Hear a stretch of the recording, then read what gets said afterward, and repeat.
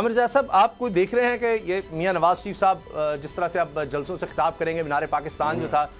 وہاں پر جلسے کے بعد اب وہ باقاعدہ آغاز کریں، باقی پارٹیز کو آپ کہاں دیکھ رہے ہیں؟ پیپلز پارٹی بھی آئے گی، ساتھ شامل ہوگی؟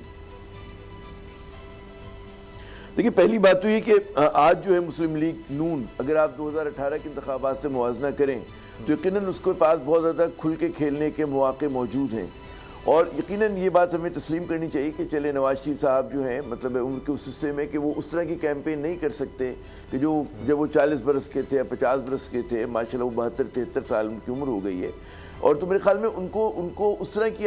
میں امید نہیں کرتا کہ وہ آپ کو محنت کرتے ہوئے نظر آئیں گے کہ آپ کہتے ہیں نا کہ بہت ہی ولڈ قسم کے ٹورز ہو رہے ہوں گے، لیکن نون لیگ ان کو بڑا کیلکولیٹڈ انداز میں بڑے جلسوں میں اسٹریٹجک جگہوں کے اوپر یقیناً کیونکہ وہی ان کا مین اٹریکشن ہے تو آپ کو فعال نظر آئیں گے، اور یہاں بھی سمجھ میں آتی کہ جی بہت ساری چیزیں جو ہیں کہ وہ جو سختی ہوتی ہے جلسے کی اس کو کس طرح سے منیمائز کیا جا سکتا ہے، تو میرے خیال میں نون لیگ کے پاس وہ انفراسٹرکچر، وہ سہولتیں ہیں، اتنے وسائل ہیں کہ وہ چیزوں کو ان کے لیے آرام دہ طریقے سے اس کیمپین کو رن کیا جا سکتا ہے، تو وہاں پہ ہمیں تشویش نہیں ہونی چاہیے، اور اس میں ظاہر ہے کہ ایک بہت ہی سی چینج آپ کو نظر آئے گا 2018 کے مقابلے میں اب جو یہ لوگ کیمپین کریں گے، کیونکہ اس وقت جو ہے کہ جس طرح سے ہم نے دیکھا ہے کہ نواز شریف صاحب پہ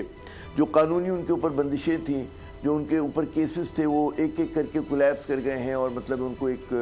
مل رہا ہے، مطلب ہے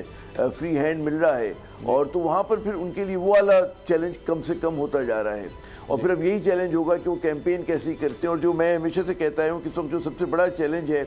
وہ یہ کہ ایک بہت عرصے تک جو ہے جس طرح سے نواز شریف صاحب کو اور ان کے خاندان کو پورٹری کیا جاتا رہا کہ جی ان لوگوں نے جو ہے بڑے پیمانے کے اوپر جو ہے کرپشن کے کیسز ہیں ان کے اوپر، اور سزا یافتہ ہیں، اور جناب مفرور بھی ہیں،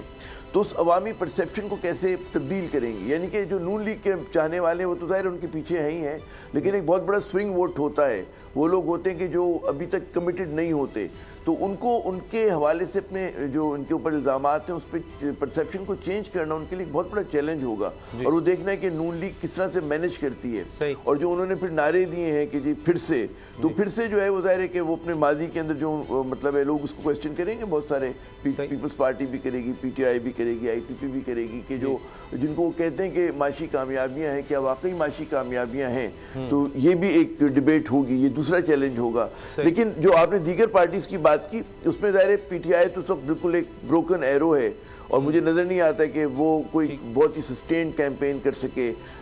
چیزوں کے اوپر اس پیمانے پہ جو اس کے مد مقابل تنظیمیں کر رہی ہوں گی،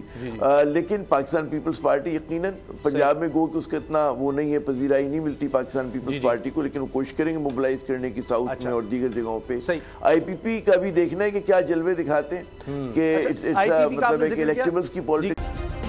سبسکرائب کریں اور بیل دبائیں تاکہ کوئی خبر رہ نہ جائے۔